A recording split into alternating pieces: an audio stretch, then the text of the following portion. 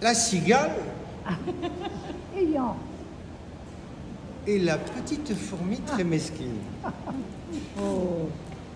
La cigale, ayant chanté tout l'été, se trouva fort dépourvue quand la bise fut venue. Pas un seul petit morceau de mouche, de vermisseau. Elle alla crier famine chez la fourmi, sa voisine, la priant de lui prêter quelques grains pour subsister jusqu'à la saison nouvelle. Je vous paierai, lui dit-elle, avant l'août, foi d'animal, intérêt et principal. La fourmi n'est pas prêteuse. C'est là son moindre défaut. Que faisiez-vous au temps chaud, dit-elle à cette emprunteuse. Nuit et jour, à tout venant, je chantais, ne vous déplaise. Vous chantiez.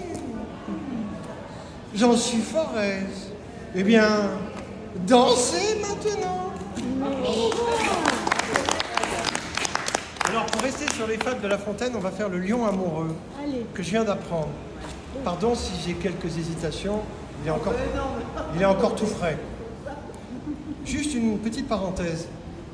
Jean de La Fontaine était un grand ami de Madame de Sévigné. À l'époque où il écrit cette fable, il a 45 ans.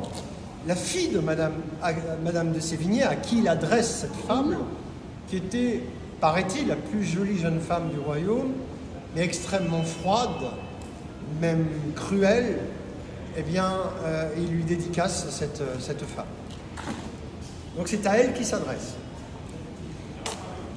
Sévigné, de qui les attraits servent aux grâces de modèle, et qui naquit toute belle, à votre indifférence près, pourriez-vous être favorable aux jeux innocents d'une fable et voir, sans vous épouvanter, un lion qu'amour sut dompter?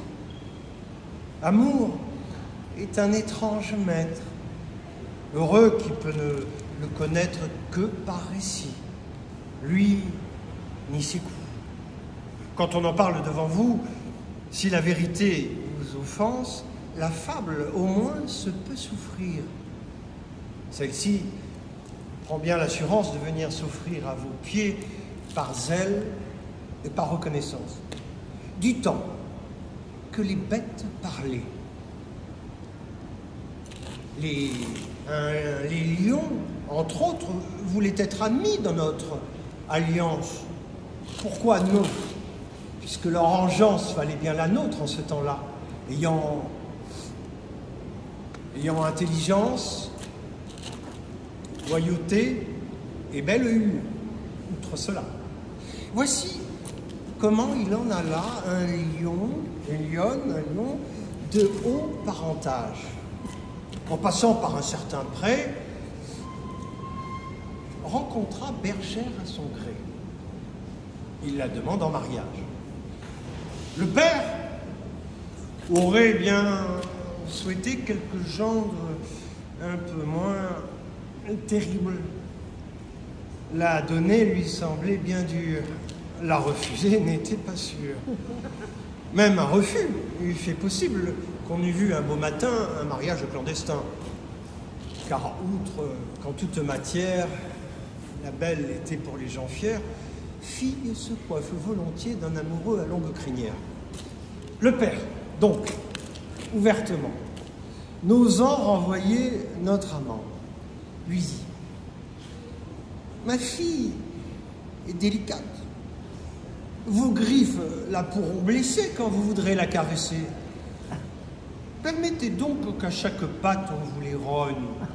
Et pour les dents qu'on vous les lime en même temps, vos baisers en seront moins rudes, et pour vous plus délicieux. Et ma fille répondra mieux, étant sans ses inquiétudes. Le lion consent à cela, tant son âme était aveuglée. Sans dents ni griffes, le voilà comme place démantelée. On lâcha sur lui quelques chiens.